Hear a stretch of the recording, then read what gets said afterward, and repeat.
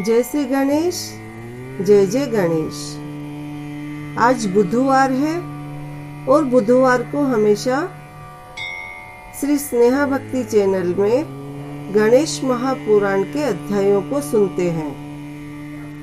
आज षष्ठ खंड का प्रथम अध्याय, जिसमें कहानी है उग्रेक्षण सिंधु का जन्म। तो सभी उग्रेक्षण सिंधु के जन्म की कहानी को ध्यान से सुनेंगे और जानकारी प्राप्त करते हैं कि कौन था उग्रेक्षण और कैसे हुआ उसका जन्म। इससे पहले अगर आप चैनल पर नए हैं तो स्नेहा भक्ति चैनल को सब्सक्राइब जरूर करें। इससे अधिक लोग जुड़े व गणेश महापुराण का आनंद ले सके। शुरू करते हैं षष्ठ खंड प्रथम अध्याय, उग्रेक्षण सिंधु का जन्म। त्रेता युग था। मैथिली देश की गंडकी नामक नगर में चक्रपाणि नामक एक धर्मात्मा राजा राज्य करता था। उसके राज्य में सभी सुखी थे, प्रजा भी निरोग व निर्भय थी। सभी अपने राजा की जय जयकार करते थे। लेकिन चक्रपाणि राजा की अधिक आयु होने पर भी कोई संतान न हुई। इससे वह बहुत दुखी होकर राजपाट छोड़कर जंगल में जाकर तपस्या करने का विचार किया। किंतु समस्या थी कि राज्य को किसके भरोसे छोड़ा जाए। ये विचार राजा चक्रपाणि के चल रहा था। उसी समय महर्षि शौनक राजा के यहाँ पधारे तो राजा चक्रपाणि ने उनका बहुत आदर सत्कार किया और फिर अपनी समस्या को महर्षि शौनक के सामने रखी। महर्षि ने बहुत देर गंभीरता से ध्यान लगाया, विचार किया और राजा से बोले कि राजा, आपको वन में जाने की कोई आवश्यकता नहीं है।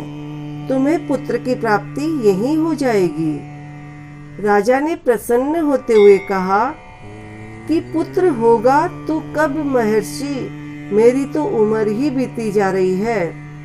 तो महर्षि ने कहा कि राजा, तुम्हारे भाग्य में पुत्र योग तो है, पर कोई पाप है जो इसमें बाधा पहुंचा रहा है। उस बाधा को दूर करने के लिए तुम्हें पत्नी सहित सूर्य भगवान को प्रसन्न करना होगा तपस्या करके। अब महर्षि ने सूर्य उपासना की विधि बताई, जिसको विधि विधान सहित करने से सूर्य भगवान अवश्य प्रसन्न होंगे और पुत्र प्राप्ति में कोई बाधा नहीं रहेगी। मुनि तो चले गए।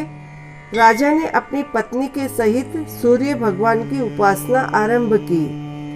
अभी अनुष्ठान संपन्न नहीं हो पाया था कि एक दिन चक्रपाणि राजा की रानी उग्रा ने स्वप्न में सूर्य को अपने पति रूप में देखा और ब्रह्मचर्य खंडित कर बैठी।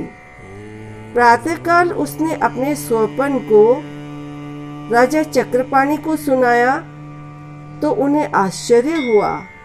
बोले, कोई बात नहीं, मन में किसी प्रकार का विकार आने से ऐसा होना संभव है, लेकिन मेरे मन में कोई विकार नहीं आया है, इसलिए अनुष्ठान की सफलता तो निश्चित है। रानी चुप हो गई, किंतु उसे लगा कि वह गर्भवती हो गई है। धीरे धीरे गर्भ बढ़ने लगा।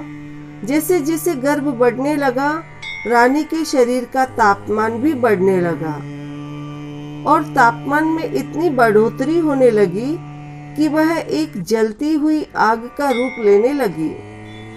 रानी के लिए शीतल उपचारों की व्यवस्था कराई, फिर भी गर्भ के कारण हुई अग्नि को सह सकने में रानी असमर्थ थी। अंत में प्राण संकट में जानकर उसने समुद्र तट पर जाकर उस गर्भ को असमय में ही गिरा दिया। राजा ने ये बात सुनी तो दुखी हुए, परंतु रानी उग्रा की विवशता जानकर कुछ भी न कह सके। उधर समुद्र किनारे वह गर्भ नष्ट नहीं हुआ, वह एक रौद्र रूप बालक के रूप में पड़ा हुआ रोने लगा। उसके रोने की आवाज से धरती आकाश कांप उठे। उस बालक के 3 नेत्र थे, मस्तक बहुत बड़ा एवं मुख कुरूप था, केश लाल वर्ण के थे तथा हाथ में त्रिशूल लिए हुए उत्पन्न हुआ था। अतः समुद्र स्वयं मानव रूप धारण कर उस बालक को उठाकर महाराज चक्रपाणि के पास ले आया। समुद्र ने कहा, महाराज, यह आपका पुत्र है। रानी ने इसे मेरे तट पर छोड़ दिया था। इसके रोने से ही तीनों लोग कांप उठे। देखिए, बालक कितना तेजस्वी है, जिसकी तरफ देखना भी दुष्कर है। संभालिए आप इसे। बालक को प्राप्त करके राजा बड़े प्रसन्न हुए।